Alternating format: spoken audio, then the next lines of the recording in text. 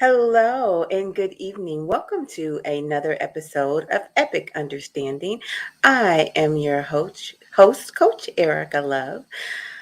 All I can just say is kind of exhale. I need to exhale a little bit before I do this interview. Number one, I'm very thankful for our guest tonight. But the fact of the matter is, this is a big story. And it's not just a story, it's a journey. It's something that actually happened to him. And it was horrific. And it was done under the guidelines of the people that we teach one another to trust. And so it was outside the family. It was a spiritual leader. There was already a fracture in his soul because he was torn away from his parents. And so, just when I think of the gravity of this situation, I am heartbroken and I am in awe of how he's managed to live his life in a positive, productive manner. As you know, you guys, I love success stories. So, really, this is a success story, but at the same time, I recognize the gravity of it all. Welcome and thank you, Angelo. How are you doing? I'm doing good. How are you, ma'am? All right. Um, just know I appreciate you. And I recognize that while you are telling your story, you might need to take a break, and that's okay with me. That's okay with me. And as a matter of fact, I think our audience is going to be very patient with you with this. I appreciate that. All right. Now, I've kind of given an outline, but before we really go deep into the story, please tell us about you and how it is that you got to St. Aloysius. Um, well, my parents were probably in a typical tumultuous relationship, so it wasn't really stable as it was, and they already had two other children prior to my birth. I was born in Hamburg, Germany, while my father was deployed to an air base over there. Um, at some point, my mother fled to California. I think I was like one and a half. Um, I was the brother of a twin. My twin passed away many years later, but I had a twin, and then she had another child after that. So by the time I was about two, that's when my father had returned to the States. He arrived in California, basically took all the kids and went to Rhode Island. In Rhode Island, my mother had a warrant out for her arrest, so she was not able to go to Rhode Island, and that's when he went to court and basically had the rights of all the children terminated from him so that he had no longer had a responsibility. My sister went to a program that was the sister of St. Aloysius called St. Mary's. I went into St. Aloysius. My brother was the oldest. He went to some other program. I forget what it was called. My other brother ended up going back to my mother in California. I don't know how they managed to do that. And then basically I found myself in St. Aloysius, but between I think around just coming into the three and a half age group. That's how I Wow. found my way into an it's basically it was categorized as an orphanage, mostly because they were children whose parents had basically either given up or they were removed by the state and placed in that home. Wow. Wow. So your life, even prior to getting to St. Aloysius, was heavy. Heavy. Um, yeah, the problem with me in this situation was that I had I don't know how or why I even have it, but I have like a very vivid memory from you know one and a half up until my adult life. Even now, like I have a very good recall of events, places, smells, things that took place, where they took place, and details that typical, I guess, typical people. It's not idemic in a sense, but it's close to it. I don't have total recall, but I have a pretty good recollection to put pieces together. Hello, everybody. I'm sorry, I didn't mean to ignore your side chat there. No, that's fine. They're just wishing you love and supporting you. Hey, Frank. Hey, Sharman. Hey, Susie. Let's see. We have Susie Yay. And then RV chats here. So we have some people here just giving you some love. So I appreciate them. I appreciate it. Mm-hmm. Let me just say this. So you remember the person or people who actually harmed you. Is that correct? I remember most of the people and their names, or I have the ability to describe who the people are because we may not have known their names. It's very different in St. Aloysius because in some cases you knew the names, and typically it was the leadership, what they called the leadership, the priest, the deacon, and his direct staff. Other staff were just known as Mr. or Mrs., depending on what section of the unit they were in. Okay. And you have pursued, no, let me just say this, because you told me that when you were young, you actually reported your abuse. Yeah, there was a time, I think I was around 7 or 8, that I had ran away. Uh-huh. I had managed to get the keys after having gone through a sexual assault. I had stolen the keys of one of the caretakers, and they happen to have a master key that opens up all the locks because the units are locked. Okay. You can't get out without a key. So I'd managed to steal a set of the keys, and I managed to get out to the roof line and take a steel ladder down to the ground, and I had ran, and I got picked up. I have no idea how I traveled that far, but I guess I had made it about 3 miles to a house and managed to go in, and they called the police, and the police came, and they realized I was from the home, so they took me back to the home. Mm-hmm. But in the car while I was being taken, I was telling the officer what had happened. The next day I had a visit from DCF or DCYF, they call it in Rhode Island. Mm-hmm. And am I allowed to say their name, like my social worker's name and things like that? Because I remember all. So Yes. my social worker at the time, her name was Patricia Prater.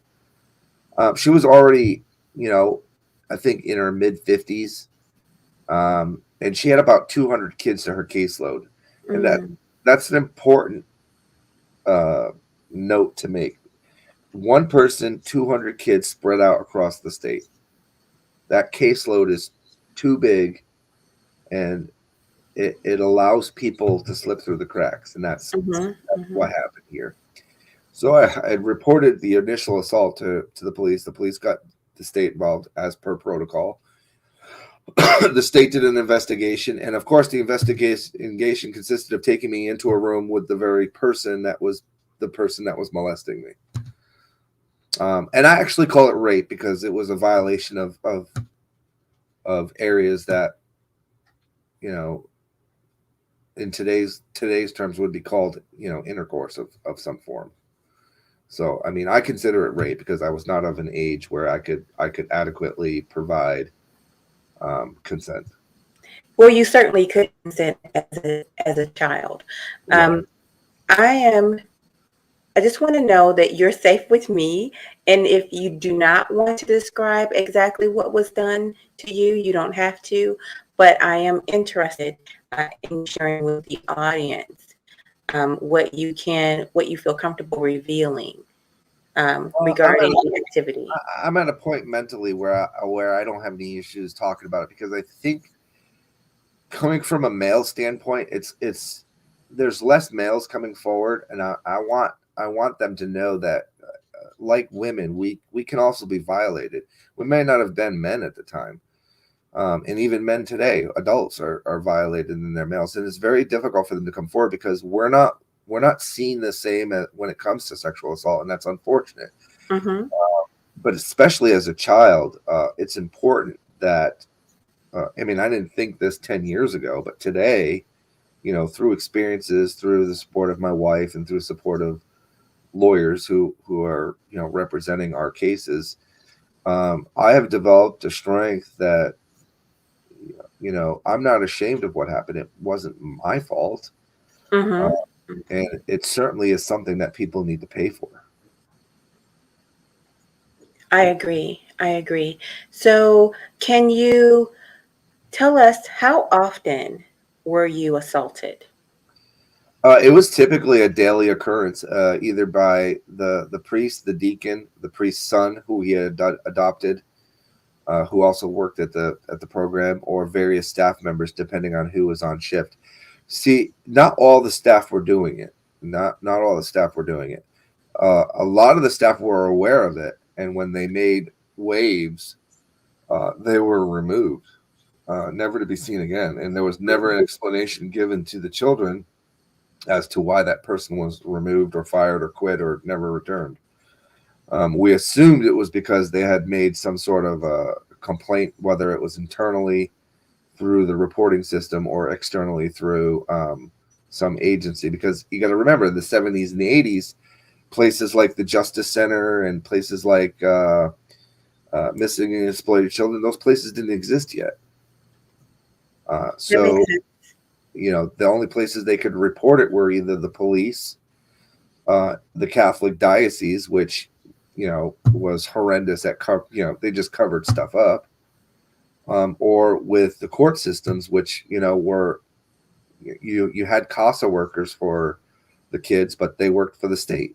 So if the state decided to cover it up, then that's what was happening, and it's already been proven by the legal team that's representing some 400 kids that the state very much covered up the reports and covered up the complaints. And today they fight the team, because if the information comes out, obviously it proves beyond a reasonable doubt that the state was neglectful in Mm-hmm. caring for children that they removed from homes because they were already in an abusive situation. So they took them out of one abusive situation and then stuck them in another, and then turned their backs on them and abandoned them. Wow. That's Wow. 100% how I feel. I was abandoned by the agencies charged with protecting me. I think I agree with you wholeheartedly. Can you take your time, but describe the things that were done to you? Um, I mean, you have, you know, there was oral performed, there was um, anal uh, events were performed and or um, initiated between like Joe McIntyre or Robert McIntyre, which Robert McIntyre, we knew him as Father McIntyre. He was the priest. Mm-hmm. Um, Typically, when it was with Father McIntyre, it was in the rectory. So inside this mansion was built a church, and inside the church was a rectory, and inside the rectory was this room where the priest lived. Mm-hmm. And it was, it was fairly decorated, but you got to remember, 70s, early 80s, what we consider decorated then is, I guess, considered antique today, or retro or whatever. There was a lot of velvet. There was a lot of ornated furniture with like weird designs and padding, and lots of wood and books and shelves and things like that. But in his room, he had sort of like a studio setup, like a reel-to-reel kind of like where they could film events, Mm-hmm.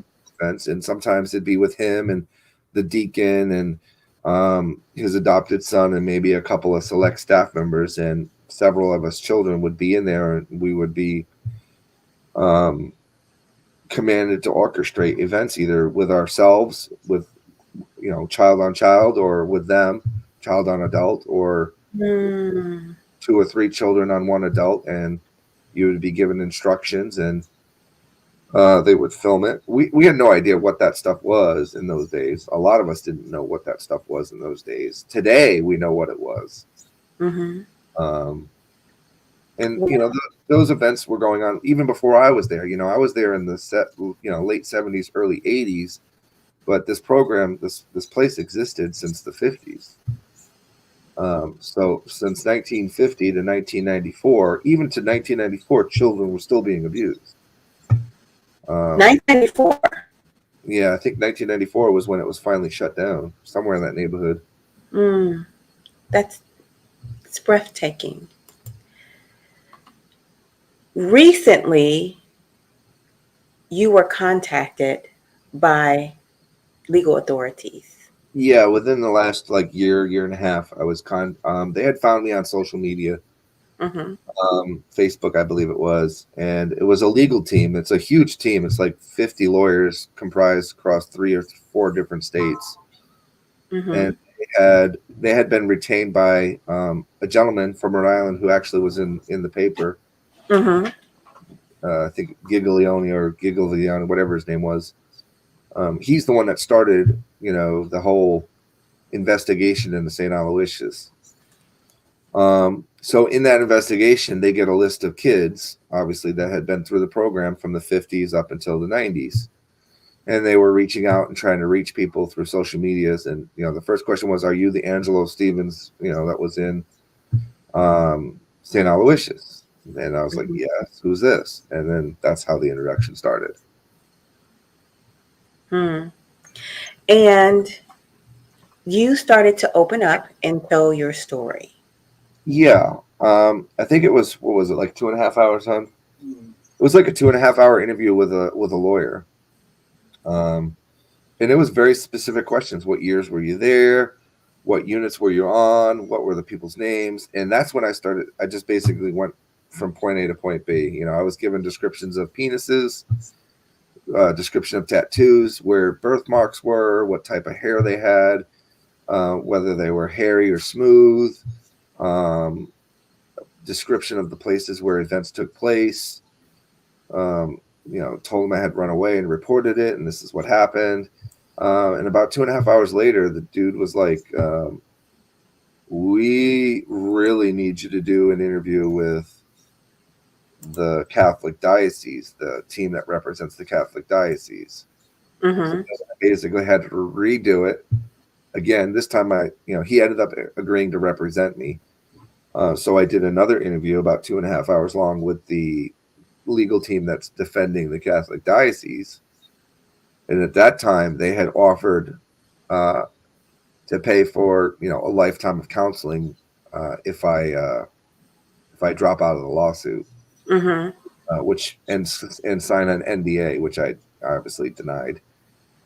And then I had to file a report with the state police, which was a third interview.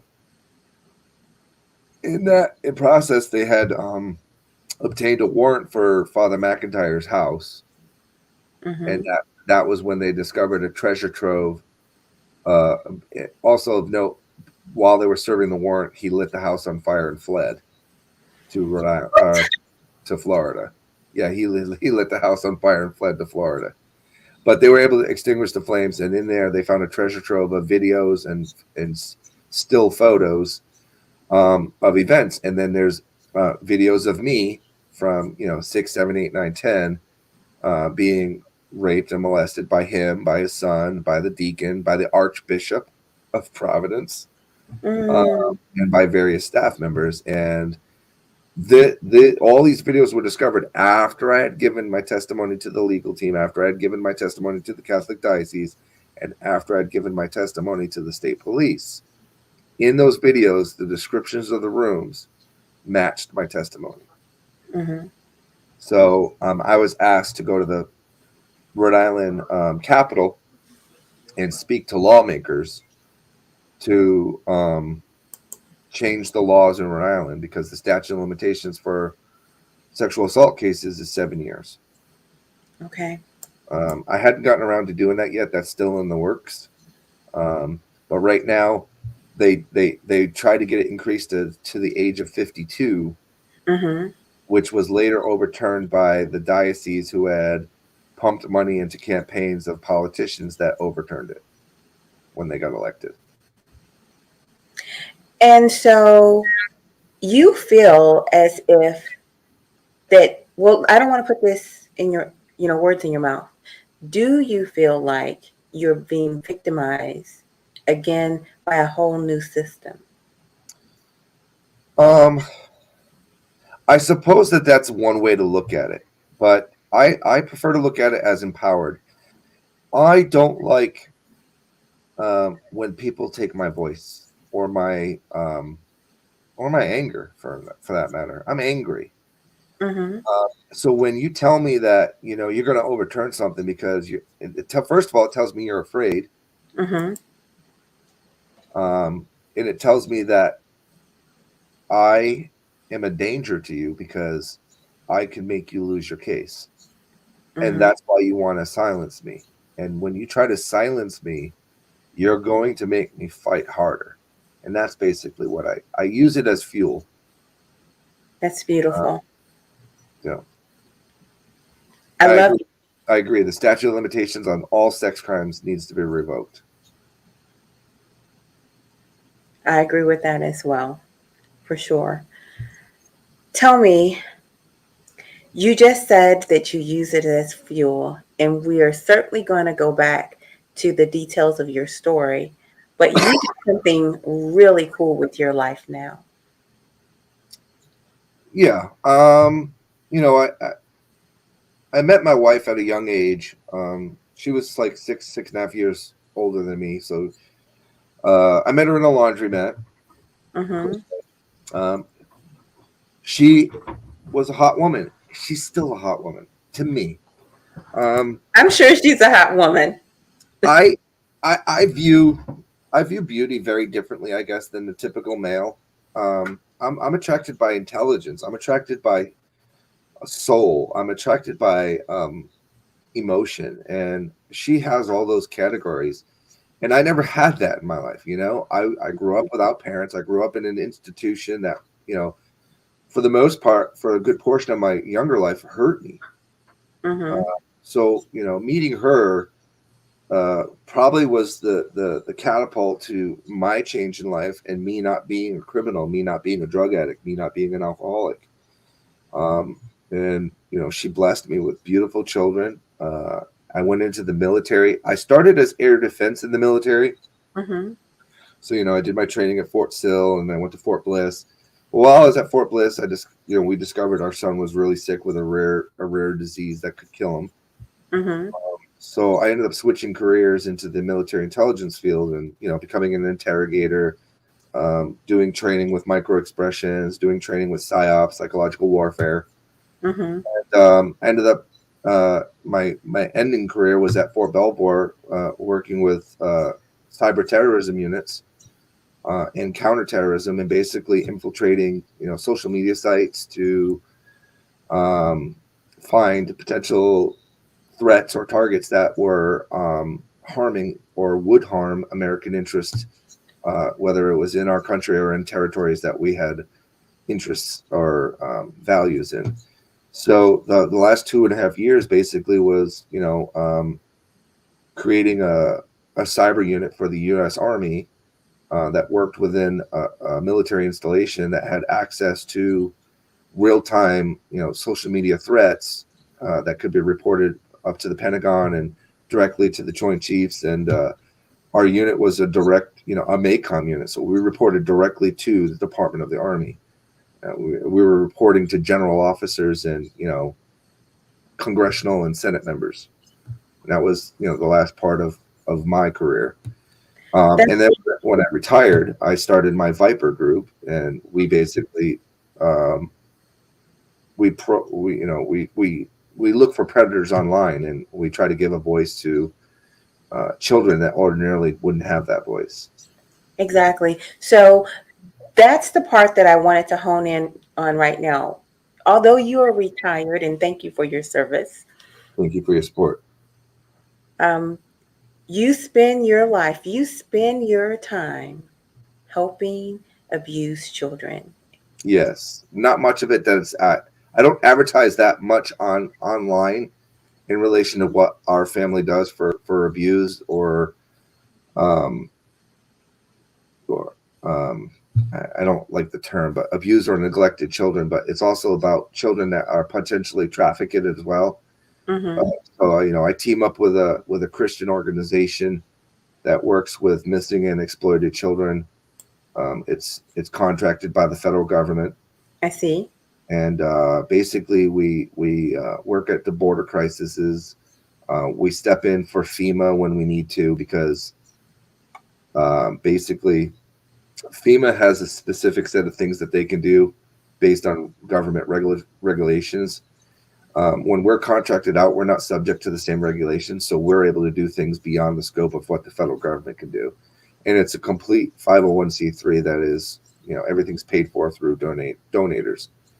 And we basically, we intercept adults bringing children over the border, and we create DNA profiles to determine relationships. And we Mm-hmm. have, we have managed to stop, 15 to 1,600 coyotes a month from potentially trafficking children. Wow, 1,600 a month? Somewhere in that neighborhood, there's, the border averages about, 15 to 20,000 a day Mm. on average. And I that's, love that you fight the bad guys. oh, we try, we're not perfect, but we get a lot of them. Once the children are separated from the trafficker, we then create a profile on the child. We try to locate family members within the U.S. if they're within the U.S. If they want to become U.S. citizens, we have a legal team that's working with them to go through the process of the legal documentation that's required. And we have translators to speak different languages, because not everybody that comes over the border is Spanish or Mexican or anything. We could have somebody from Africa, we could have somebody from Lithuania, but the borders are, Canada, Texas, California. They're entry points for people from different countries.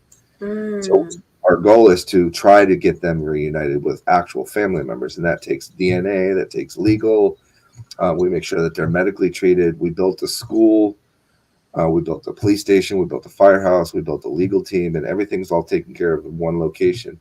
Our goal is between the entry point of the child to the exit point of the child, 15 days or less to get them reunited with family. Oh, wow. 15 days. That's That's what we amazing try to work. do. It's absolutely amazing work, especially considering the fact that many people, many of the young people who were in your very same circumstance actually turned to a life of crime. That's correct. I don't have exact numbers. I know there was the lawyers that are working on our cases are working with 497 people. Mm-hmm. Roundabout. Of the 497, I believe 96 or 94 of us are basically um, honorable contributing members of society. Um, So let's just slow that number down. So there were 400 and how many members? between Or these are cases between 1970 and 1994, 497 cases. 497 cases. That's one number. Now here's the next number. Of those 497, Mhm. only 3 have made it to court, Only three have made it to court. Oh. and all 3 have lost. Why did they lose? The first one was he's a he's a contributing member of society now, but Hmm. leading up to court, he was a thief, abusive. He raped himself, other children when he was older, and was high on meth for a good portion of his trial. So the judge basically, dismissed the case. I see. The I other see. 2, they just didn't have enough vivid memory I see. to facilitate actual proof or investigation into the case. Okay. Now, you said another number. You said only 97 of you 97, are between 94 and 97.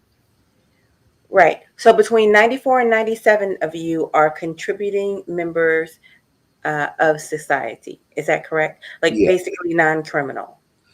We're we don't have a criminal record. We can hold a job. Some of us are married with children of our own. Some of us are advocates in the community, or other members just don't want to talk about it at all and they just live their life. I see. That's that remaining group. Okay. Of that group, maybe 9 of us, 10 of us have come forward to give our stories. So it would be safe to say that this abuse, these adverse childhood experiences, created a huge hole in, you know, your ability to actually grow up and be functional. Yeah. You know, um, Mr. Steele would like to know some specific things that made you heal. Oh, okay. Well, I'm not gonna lie. I'm gonna tell you, anger was probably the first part of my healing process. I was angry at God. I Mm-hmm, was angry at the state. I was mm-hmm, angry at Catholics. I mm-hmm. was angry at the orphanage, and I was angry at myself. Well, let's start with your anger at yourself. Why were Um, you angry at yourself? because I always felt, even as a child, that I was strong, and it's a humbling experience to find out that you're not as strong as you think you are. Mm-hmm, And by that I mean, as a child, you can't possibly fathom trying to fight off an adult, mm-hmm, especially an adult that has control over your life, control over your food, control over your clothing, control over your freedom. mm-hmm. It's very humbling to realize that you're at their mercy. Mm. Um, Once I got over the anger of myself, I was able to realize that my anger was directed at the wrong person, me. I was the wrong person to be angry at. I still remained angry at God for a very long time because my understanding of what God was supposed to be was warped by the very place that was taking care of me. Mm-hmm. So I had to ask myself, if this is what God wants for people, I don't understand why people want to worship him or cherish him or give thanks to him or pray to him. Why would I pray to somebody that would allow this to happen? Mm. Also, on that scale, I had no idea about how many kids were being abused over the years. I didn't know any of that stuff. All I knew is I was being abused. Mm-hmm. Um, and even then, I didn't know it was abuse. I just knew it wasn't normal. It's not something I normally experienced because that wasn't the only home I was in. I had left there at one point and went to another home where I had the best experience of my life, and nothing like that ever happened. And when I opened up about it, um, they started pressing the state on prosecuting and investigating it, and the state shut that home down, and they sent me, drum roll, back to St. Aloysius for a second time. So, for those of you just joining us, we have Angelo Stevens here with us, and he is sharing with us his harrowing story from being abused as a child at St. Aloysius foster home.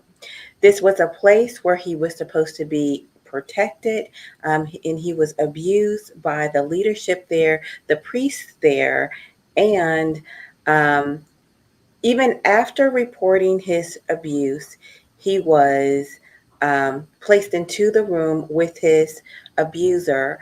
After being put into a foster home, he was simply put back Yeah, into the place where he was receiving um, abuse. Currently, he is acting as a witness in a legal case in which he cannot benefit from because the statute of limitations has run out. Um, Angelo, you had discussed a bit about what you are doing to grow and fight the statute of limitations. Can you unpack that a little bit more for us? So right now, what the legal team is doing is working on a law for Rhode Island that would lift the statute of limitations in Rhode Island for sexual assault cases. If that law passes, which is supposed to be voted on this year, I believe April or May, if that Mm-hmm. law passes, the class action lawsuit against the Catholic Diocese, against the state of Rhode Island, and against the Department of Children, Youth, and Family Services can go forward. If it does not pass, my testimony will be used in the cases of the persons that currently meet the statute of limitations, and I will speak at the Capitol to lawmakers and prosecutors prior to the vote for lifting the ban to basically tell them the story of what this orphanage did since 1950 to children, some of which have passed away, some of which are in jail, some of which are offenders themselves now, and some of which who have survived. And it's important that lawmakers put a face to the abuse, because a voice is nothing without a face. If you put a Mm-hmm. face to it, it's a lot harder to ignore it. Absolutely. Earlier in the conversation, you talked about men not acknowledging the fact that they were abused. Yeah, it's a difficult thing, I think, for men because of the stereotypes of what we are. You know, we're still considered what, the strong, beefy hunters of the relationship, right? So Mm-hmm. how do you go from the strong, beefy hunter relationship man status to the vulnerable, damaged, emotionally distraught, abused individual? It's a Mm-hmm. very difficult process for men to wrap their heads around. Mm-hmm. My wife is probably my biggest proponent to even talking about this. It's because her strength is my strength, and my strength is her strength. Her weakness is my weakness. My weakness is her weakness. So as a unit, she gives me the strength and power I need to be able to tell the story, because I know people use it as a punchline. People will use it as, cannon fodder to try to attack me somewhere down the line if I say something that they disagree with. But I'm in a place where that kind of thing won't really phase me, because the greater good here is helping future children from having to experience being raped and molested by the people charged with caring for them. Sherman wants to know approximately how many people are you aware of that were abused with you? That were abused with me. My Yeah. group consisted of 37 children, my unit. Your unit consisted of 37 children.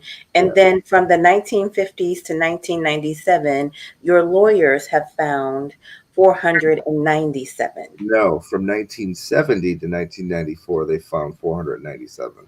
Okay, 1970 to We 1994. They were unable to attain records from the 50s, 60s, which is Okay, an important acknowledgement to make. I see. I see. Do you know how many became abusers out of? Ooh, I wish I knew that exact number. I would say in my unit, probably six of them grew up to be abusers In that your unit? that I'm Okay. aware of. Hmm. I don't know beyond that. And then out of the 497, I know quite a few had criminal records, but Yeah. how many out of that 497 actually became abusers? Do you know Uh, that? I wish I knew that number, because, like, when I say there's 497, we don't all know each other. Only small groups of us know each other, because there are years and decades that separate us. Hmm. Where there were some children that were there then, but we weren't there, so I Hmm. wouldn't know that number. Hmm. Uh, like I said, out of my unit of the 37 I went through that hell with, I know for a fact that six of them are in jail for doing the same thing that was done to them. Wow. And I would like to also make an important note that I give no excuse for their abuse. What they did was 100% wrong. You Hmm. have no validation in my head, in my heart, or in my soul if you turn around and abuse a child and try to use your abuse as an excuse as to why you did it. While environment may have played a role in it, ultimately and mentally, you still made a decision to abuse a child. And if anybody should know better than to abuse a child, it should be a person that was abused as a child. 100%. I believe that. Absolutely. Yeah, see, now he was in a unit below me. He was older than me. Okay. I think he's like 60 something now. Okay. And I'm hearing myself. Maybe that's on my end. I'll try to mute here. Give me a minute. I do want to share just a little bit of his story with the audience, but you are aware of this gentleman. Yes, he is the one that brought he brought the case to light. Basically, if it hadn't been for him, none of this investigation would have been happening, and St. Aloysius would probably not have been shut down yet. Okay, It's I want to share that.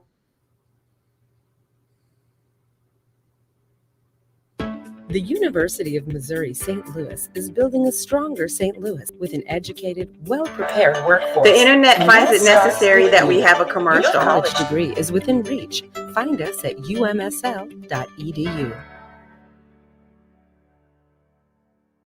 Where are you from, Dave? I was born on Vesey Street in Providence, Rhode Island. Yeah, and what was it like growing up there? It was kind of a tough neighborhood, old-fashioned Italian neighborhood. Peer pressure had a lot to do with the way you grew up.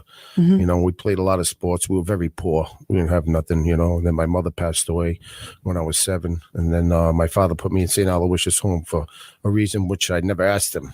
And what year was that you ended up 1969. in? What was your experience there? It wasn't a good one. What happened?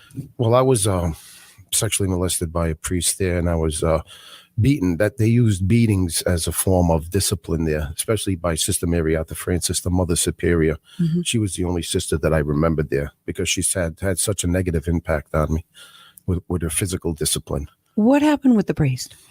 Well, what do you remember? I remember the most is the pain. You know, the pain. And it was downstairs. We used to roller skate downstairs. You know, they'd had roller skates for us, and we roller skate downstairs. And he actually molested me twice. Once was downstairs where we roller skated. The second time was upstairs behind the chapel, in the room behind the chapel. When you first walk in the door, there was a chapel straight ahead, I can remember. And there was a room in the back of the chapel, and that's where he found me and molested me for the second time. Listen closely.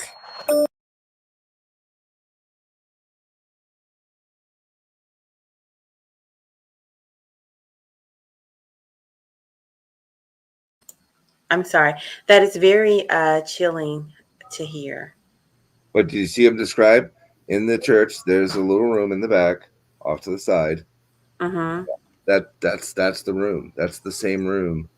Years later, that was still used to abuse children. I forgot about the nuns. You know, I never got beat by nuns.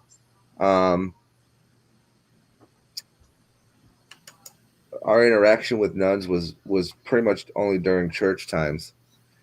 But I guarantee you 100% the nuns knew what was going on. That's the sound of a single piece of healthcare data. All alone, it's pretty insignificant. But with Athena Health, this single piece of isolated data is joined together with other crucial pieces of data, combining, growing, and connecting, becoming part of the largest open connected healthcare network, providing doctors with actionable insights at the point of care. That's Athena Health, innovating healthcare, one connection at a time.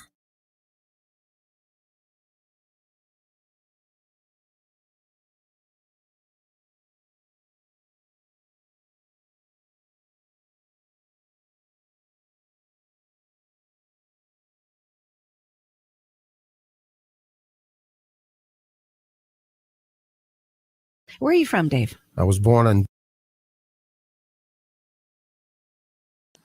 There was a bit more of that interview that I wanted to play, but it doesn't seem to be coming in. But essentially, try scrolling down. I think there's another part of it.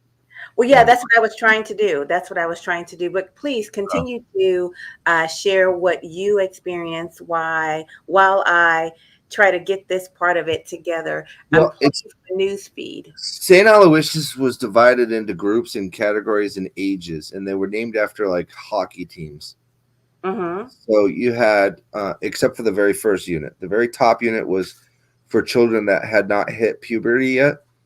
And I use that term very, very truthfully. If you were not in puberty, and that means if you did not have hair on your penis, you were in the top unit called the Y unit.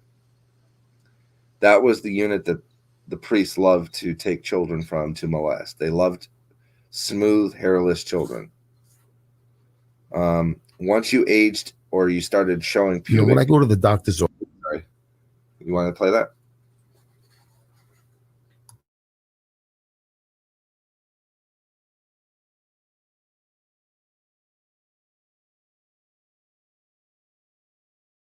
Thank you, family, for being so patient with me. When you're working with the news feed, it's not as easy as when you are working with like a Facebook video or something like that, because they have everything broken up. So I really appreciate your patience. At the same time, I feel that it is important that I give you access to this information. So here we go. I think I have it for you. office. And I go a lot. I watch little children with their parents, and I watch the little children just running around playing. I'm looking at their face, and I can see the curiosity in their face. And then when you sexually molest a child, that curiosity is gone. Now it's nothing but fear. The emotional and the mental the growth ceases to exist. That's why I've had so many emotional and mental problems in my life. They took my dignity at 7 years old. They took everything I was and everything I was ever going to be for their perverted pleasure.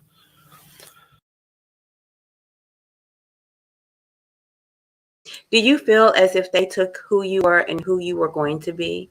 Do you feel that your childhood was stolen? That's the only part I disagree with his interview. I feel like you have a choice to either live as a victim or live as a survivor. Mm-hmm. And in my opinion, he chose to live as a victim and use that as a crutch to perpetrate the things that he did. He was one of the cases that was dismissed, which was unfortunate because he has a real trauma that he experienced. But he circumvented that trauma with drugs and alcohol and crime and played it off as, well, it was because I was abused. That should have been, as I've used the term before, that should have been his fuel to be better than what was taught to him. So what's the key? There has to be people who are asking themselves right now, what is the key to turning your fear into fuel? What is the key to doing that? You have to be able to find support structures that work. If you can't find those support structures, you're never going to heal. But at the same time, you have to want to heal too. Having the support structures and not wanting to heal, not wanting to be better, you're going to find yourself walking down a very dark path for a very long time. And the longer you walk that dark path, the harder it's going to be to get back out into the light. For me, I had a tumultuous and on and off relationship with God up until about maybe a few years ago.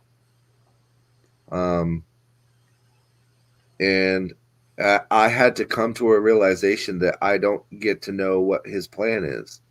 And all my life, that's how I led. I led my life like I deserve, I demand, I need to know why this is happening. When I gave in and said, you know what, I just don't have I don't get to know. I will just trust you. That was probably the very first point of healing from all of the pain and all the trauma. Granted, I still didn't lead myself down a path. I mean, I was into alcohol for a bit. I think I stopped drinking, I think once I met you, right? Yeah. I stopped drinking once I met my wife.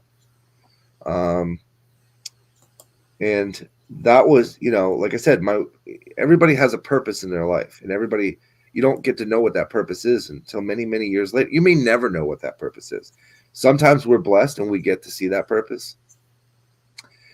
In my life, meeting my wife and meeting various um, people before my wife who, after letting my defenses down, I learned weren't there to hurt me. They were there to love me and help me. Because again, I saw love as a very different thing. For 6-7 years, my idea of love was being molested, being raped. That's what I thought love was. I got things out of it. It's very disturbing to realize that you get these toys or these radios or this equipment that you wouldn't have gotten unless you got raped. You know what I'm saying? So finding out that there's a different kind of love is a very uplifting experience, and it wasn't always well received by me. I am so glad that you brought that up, because it wasn't all sexual. There was grooming involved. There was a connection with things that you enjoyed to things that humiliated you. Yeah. So like when I got to another home after the first time at St. Aloysius, I got to a home called Tanner Hill. And the people loved and cared about you there, but I was suspicious. What do you want? What am I going to have to do? Oh, I get my own room with a door that I can lock. What do I have to do for it? Wow. Oh, you got me a big wheel for Christmas? Oh my God, that's awesome. What do I have to do for it? So I was very combative. And the people that stuck with me, they saw something in me that I didn't even get to see. They saw a hurt, abused, unwanted individual that was suspicious of everything and everyone around them. It's important to note that the person that ran that home, even after they got shut down and I went back to St. Aloysius, they worked very hard to become my dad. But they were single. And in Rhode Island and in the 80s, single men and single women didn't get awarded adoption or children. It was unheard of. So I never got to know until many years later that this guy was trying to adopt me to be my father. And your mind is so warped and so corrupted by the things being said that I didn't know that that's what I wanted. I think I was on a TV station called Tuesday's Child one time when I was about 9. And, these families come into this orphanage looking for children. You're lined up like a dog in a kennel, and these families, they look past you. Nobody wanted me. Nobody loved me. That was the very terminology ingrained into my head. I was unloved, unwanted. I was damaged. Something was wrong with me. So years later, when I became an adult, just recently, even like officially, he's never been my legal documented father. That's what I call him. He is my dad. He is the very first step that I had been introduced into healing who I was as an individual. He was the first person to teach me that I had a voice. So the second time I was in St. Aloysius, I never got molested. I had a voice. I was angry. I was obtuse, whatever word you want to use, incorrigible. I was mean, and I was violent, and I demanded respect and attention from the people that were caring for me. So I only lasted about 8 months in the home that time before they ended up kicking me out, which is probably the best thing for me, because that's what kicked off my healing. That's what kicked off my learning. That's what kicked off me, reading a ton of education, a ton of books, working on my intelligence factor, because I had learned through Tanner Hill that knowledge was power, and power meant control. Knowledge is power, and power means control. Yep. I like that. Tell me this. You had alluded to the fact that your wife um, was a healing factor. But in our conversation the other day, you also shared that you feel a bit closed off emotionally, and really you are living vicariously through your wife's emotions. Yeah, so I have to explain that a little bit better because it sort of doesn't make sense to some people. I think you understand it being in the field that you're in. So what that means is um, I I compartmentalize emotions so that I can focus on logic. Mm-hmm. I try not to look at things from an emotional standpoint because um, what's the best way to explain it? I think emotions can sometimes corrupt a message. So Okay. if you look at things from an analytical point of view and you look at things from a logical point of view, you're able to very accurately argue a point without the delusion. I don't want to say, in my opinion, delusion of emotion. And what that means is when you argue things emotionally, sometimes you get loud, sometimes you miss facts, or you misrepresent what you're trying to say. Mm-hmm. It can sometimes lose focus on the message. But when you do it from a logical, analytical standpoint, the message is very clear, it's very spot on, and there's no room for misinterpretation because the message was on point. There's a time for emotion and there's a time for logic. And sometimes people don't know that mixture. So my wife, she is my emotion sponge. She is able to be that reality check that I need every once in a while. She's Mm-hmm. that person that tells me, well, this should make you feel this way, and here's why. And I will take direction from that. So like um let me take hugging kids for an example. I don't hug I do now, not as much, but I do. But I don't hug my kids like she hugs the kids. Mm-hmm. And the kids don't hug me like they hug her because they respect where I am at that. They know that I love them. They know that I cherish them, and they know that I'd go to the end of hell to protect them.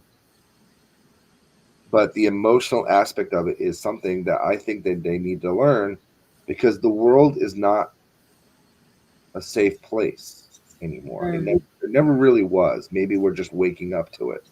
The world is not a safe place, and I want them to be emotionally and logically prepared to be able to defend themselves against some of the vultures that are out there in this world trying to hurt them. And I think that the way my wife and I have our marriage structured, we're about to celebrate 27 years in April. It's she has an aspect of the relationship and the family unit that she brings, and I have an aspect of the emotional and logical relationship that I bring to the unit, and combined, we make a very effective marriage. We make a very effective couple. We make a very effective parent, and without her, I don't think I would be the person I am today. Along with my foster dad, who I call my dad, along with some teachers I've met along the way, and along with a preacher that I met along the way, who was one of the turning points to me turning back to God, and along with somebody that these people on the internet don't really like, but a person on YouTube who her friendship and her contacts allowed me to take that step to go back to church for the first time in years. So Would all you? of these things are ingredients to create the person that you see today. I appreciate the person that I see today. Thank you. Would it be a true statement to say that your wife makes you feel safe? Yes, I am able to let down defense structures that I've put in my brain, in my mind palace, as Sherlock would like to say. That I she is the only person that can make me angry, and she's the only person that can make me cry. She's the only person that can hurt me because she has penetrated my defenses that I have in place. Mm. Anybody outside of that relationship, I don't like to use the term, but I'm going to use it, is irrelevant to me because they are not an immediate structure in my life. They are an ingredient in my life. And like most meals, you can sometimes change an ingredient out. And that's what I do with people. If they don't add value to me, Mm-hmm. I don't need you and I don't want you. And it should be the same with me. If I add no value to your life, why are you around me? Mm-hmm. Everything about humanity should be about growing, about becoming better people. We will fall, we will stumble, and we will make mistakes. But if you can't make a change from that and become a different, better person, then what is the purpose? I see. Thank you, Mm-hmm. Susan. Be safe, hon. Very powerful. Very, very powerful. Let's focus in on your relationship with God. Well, that's going to be a different. That's a different story. So my wife was married before, and her ex-father-in-law was a preacher. And he had learned about my life a little bit. You know, he was frustrated with me sometimes because he's like, those people never taught you anything about life. Because, again, I didn't really know about life. I've been in institutions up until about 16 years old. So I didn't know what life was like. I thought I knew what life was like, but you really don't when you get out in the world. And I think he was probably the second or third male that I've actually cared about and loved as a father figure. After going to his church for a few years and learning about him and stuff, I became a deacon at his church, which was a huge step for me because I had committed myself to God. I had, done all these things and studied and learned and was preaching every once in a while in his place when he was taking a break. My wife was pregnant with our first child, and after she had given birth, our child was very sick to the point where they were going to need to do a spinal tap, which, what they say had a 50% chance of harming the child or something. There was a chance that the child could be paralyzed, killed, whatever with this spinal tap because of, she was less than 2 months old. Mm-hmm. So the person that I had grown to love, that had become a very intricate part of me turning back to God, he went to church one day, and 10 days later he was dead, and my daughter was fine. Never needed to do the spinal tap or nothing. That was a blow, a blow to my spirit, a blow to my faith, and I tried to do the church thing for a while after his death, and I just didn't have the heart in it because even I didn't believe what I was talking about. So you were a deacon in... Ordained deacon, yes. I could do marriages. I could do marriage counseling, preach, and ran a church. But you no longer... I just want to finish that. You were a deacon, but you no longer believe the message that you were saying. Yeah. I was at a point where I was thinking to myself, why would you bless me with all this stuff and then take it away from me? Really, that's where I was at. Mm-hmm. You help me heal, you help me get to this point, you help me see your message, you help me believe in you again, and then you take the man that made all that possible. Because in my head, I thought that man was responsible for restoring my faith in God. It's years later that I see that it was me that needed to understand I am the one that restored my faith in God. Yes. I didn't know that then. And that was, that was hard. I knew he was a pivot point into that. But even he today, if he was alive today, he would say, that's not me, that's God. He would give it to God. He would give it to God. He would give it to God. And that's the type of person he was. And he came from a violent past before he became a pastor. Wow. Yeah, he wore a red shirt or a white shirt. If he wore a white shirt, he was getting into a fight and probably getting arrested. And he was on his deathbed. What was it? 10, 15 years before I met him? 10 or 15 years before I met him, he was on his deathbed. And he said, God, if you're going to take me, take me. But if not, I will change and I will give my life to you. And he lived for 15 more years. Remember how I said I always thought I should know what purpose God had for me? Yes. Well, when I learned that I'm not allowed to know that, it's because I was supposed to meet him. And he was supposed to meet me. And this is my wife's ex-father-in-law. You know, I'm glad you really brought that up because I wanted to nail that home. Your wife's ex-father-in-law was a link in the chain that brought you closer to God. Yes, he loved me actually better than his own children. This dude treated me like his son. His kids hated it, but his kids didn't really treat him well before me anyway. But I respected him because to me, I looked at older people as knowledge. They had knowledge that I wanted to learn. So I would soak up everything that he would teach. And because of my ability to remember things, I would remember those lessons.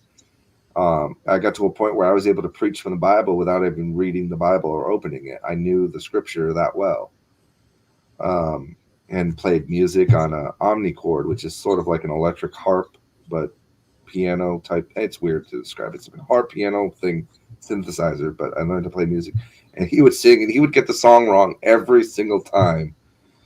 But we would do it that way anyway, because that was the way he liked to do it. So it was a really great, warm experience. And when he knew he was dying, he gave me letters that he had written to each of his children and to me and to my wife. And he said, when I'm gone, you're responsible for ensuring that my family gets my last message. Oh, wow. So that was my last thing. And again, like I tried to keep the church open for about a month, and I didn't have it in me anymore.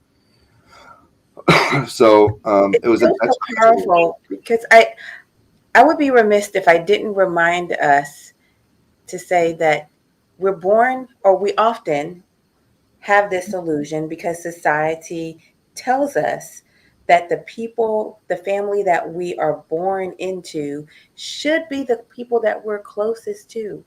But do not feel abandoned if that formula doesn't work for you.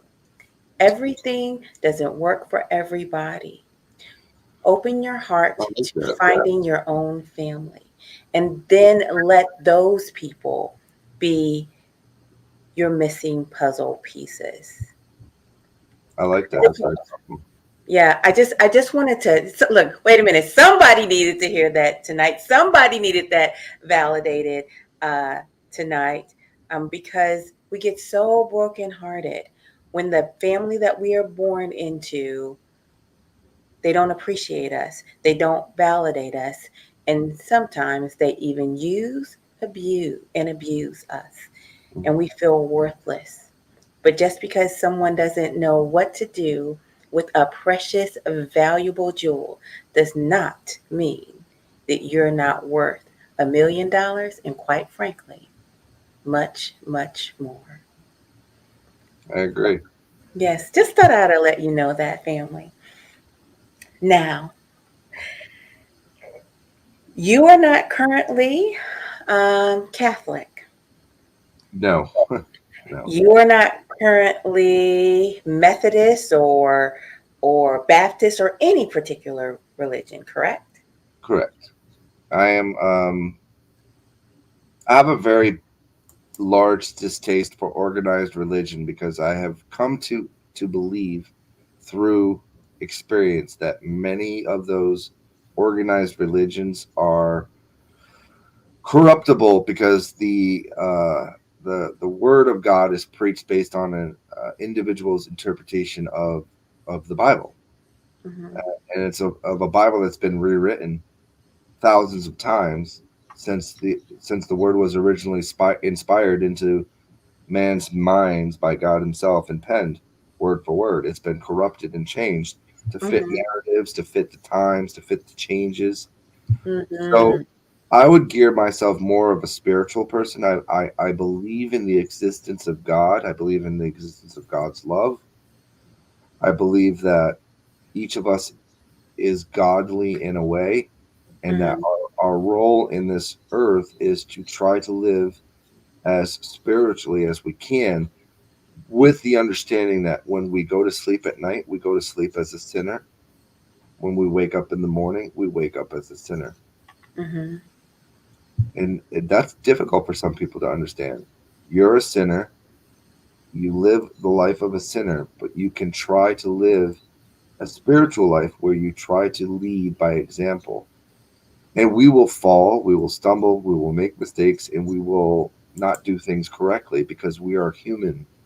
We are not God. We are human. Mm-hmm. We are prone to make mistakes, and we are broken individuals. Our spirit is unbroken as long as we give that spirit and give that love to God. And that's where I'm at with religion.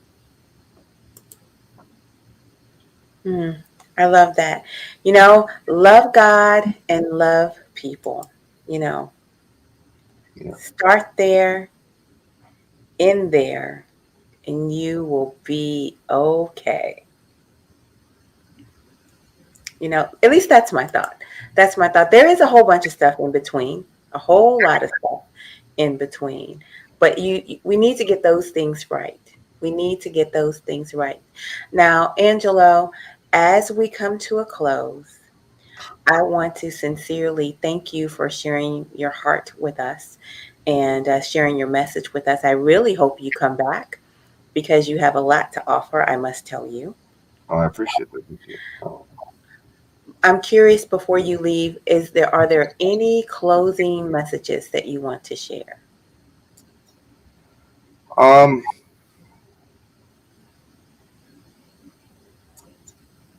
Be a voice for the voiceless. I think that there's a ton of people out there that don't speak up about sexual assault because they're afraid of the stigma that's attached to it. Your story, whether it's minor or major, could be the stepping stone for another person to come forward, and you may save that person's life. Mm-hmm. And you may change the direction that they're walking. They may be walking a life of crime right now, and your story may energize them to turn their life around. While I sympathize with the people that are in prison for committing crimes themselves of the nature that was done to them, I still stand by the fact that they deserve to be in jail because they committed the crime. Mm-hmm. But their story doesn't mean anything less because they became perpetrators themselves. Their story is just as important in order to shut these places down and hold these people accountable. I do want to remind, I don't think I mentioned it, Father McIntyre fled Rhode Island in 2020, I believe, or early 2020, and he died from COVID. Mm-hmm. Mm-hmm. So God has a way of, I guess, writing or balancing things in his own terms. And granted, I don't have a say in that, and I don't even know if it was God's will. All I know is that he now answers to a higher power than I can ever bring him to justice for. And no court is higher than God's. So he's going to pay for what he did to all those children. Right now, there are people still alive that need to be brought to justice, and that's my goal. My goal is to bring these people to justice. Amen. Amen. Thank you so much. Stick around backstage. I want to wrap a few things up with you. Thank you so much, everyone, for watching. I am eternally grateful for you spending time with me tonight and really helping to hear Angelo's story and lifting him up. And let us continue to send Good vibes and prayers of protection to anyone who is in a abusive situation. I appreciate you so much, everyone. Thank you, Bye-bye. everyone. Appreciate it. Bye-bye for now.